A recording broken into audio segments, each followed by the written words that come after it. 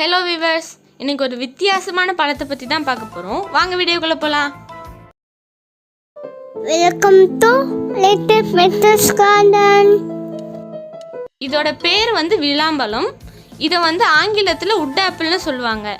இதோட தாவரவியல் பேர் வந்து லிமோனியா அசிடிசமான்னு சொல்லுவாங்க. இது வந்து ருட்டாஷின்ற ஒரு குடும்பத்தை சேர்ந்த பழம். சிட்ரஸ் ஃப்ரூட்ஸோட அதே குடும்பத்தை சேர்ந்த பழம் தான் இது. இந்த விளாம்பழம் வந்து முன்னாடி பரவலாக எல்லா இடத்துலையும் காணப்பட்டுச்சு. ஆனால் இது வந்து இப்போ ஒரு அழிந்து வர பழ வகையாக மாறிட்டு இருக்கு. இதில் எண்ணற்ற நன்மைகள் இருக்கு. அதில் சிலதை நம்ம இப்போ பார்க்கலாம் வாங்க. இந்த விளாம்பழத்தை நம்ம தொடர்ந்து சாப்பிடும்போது நம்ம ரத்தத்தில் இருக்கிற கழிவுகள்லாம் வெளியேற்றி ரத்தத்தை தூய்மை அடைய செய்யும். ரத்தம் தூய்மையாக இருந்தாலே நம்ம ஸ்கின் நல்லா பார்க்குறதுக்கு பளபளன்னு இருக்கும். முகப்பொலிவு அதிகரிக்கும்.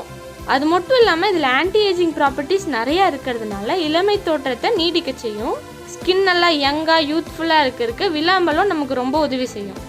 விளாம்பழத்தை நம்ம உணவில் நம்ம தொடர்ந்து எடுத்துக்கிட்டு வரும்போது இதயத்தை ஆரோக்கியமாக செயல்பட வைக்கும். இதய சம்மந்தப்பட்ட நோய்கள் வராமல் நம்மளை பாதுகாக்கும்.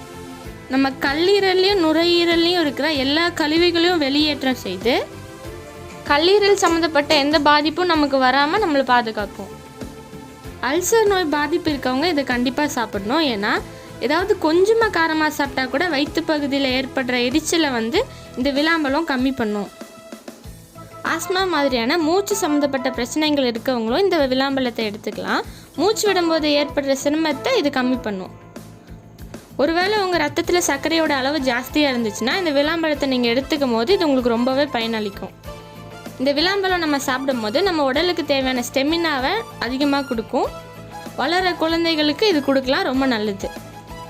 இந்த பழத்தை வந்து நீங்கள் தேங்காய் உடைக்கிற மாதிரி உடைச்சி அதுக்கு உள்ளே இருக்கிற ஃப்ளஷெல்லாம் ஒரு பாத்திரத்தில் தனியாக எடுத்து வச்சு அதில் வந்து நீங்கள் 2-3 ஸ்பூன் சர்க்கரை ஒரு பழத்துக்கு உங்கள் இனிப்புக்கு தகுந்த மாதிரி நீங்கள் போட்டுக்கலாம்.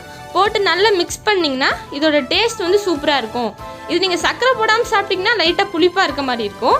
ஆனால் நீங்கள் சர்க்கரை போட்டு சாப்பிடும் போது இலந்த பழம் என்ன டேஸ்ட்டில் இருக்குமோ அதே டேஸ்ட்டில் தான் இருக்கும். எந்த டிஃப்ரென்ஸுமே உங்களுக்கு தெரியாது. இலந்த பழம் யாருக்கெல்லாம் பிடிக்குமோ கண்டிப்பாக இந்த பழத்தை ட்ரை பண்ணி பாருங்கள். இதுக்கு முன்னாடி நம்ம சேனலில் சப்பாத்தி களி பழத்தை பற்றி ஒரு வீடியோ போட்டிருந்தோம்.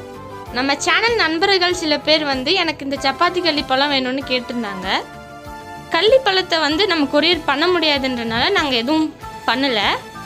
ஆனால் இந்த விளாம்பழத்தை வந்து நம்ம கொரியர் பண்ணலாம். இதோட ஓடு பகுதி வந்து நல்லா கட்டியாக இருக்கனால கொரியர் பண்ணும் போது டேமேஜ் ஆகாது. எங்கள் வீட்டுக்கு பக்கத்தில் நிறைய விளாம்பழம் மரங்கள்லாம் இருக்குது. உங்களுக்கு இந்த பழம் வேணும்னா ஸ்க்ரீனில் தெரியுற இந்த நம்பருக்கு வாட்ஸ்அப் பண்ணுங்கள். சீசன் இருக்கும்போது இந்த பழத்தை நாங்கள் உங்களுக்கு கொரியர் பண்ணி வைக்கிறோம். தேங்க்ஸ் ஃபார் வாட்சிங்.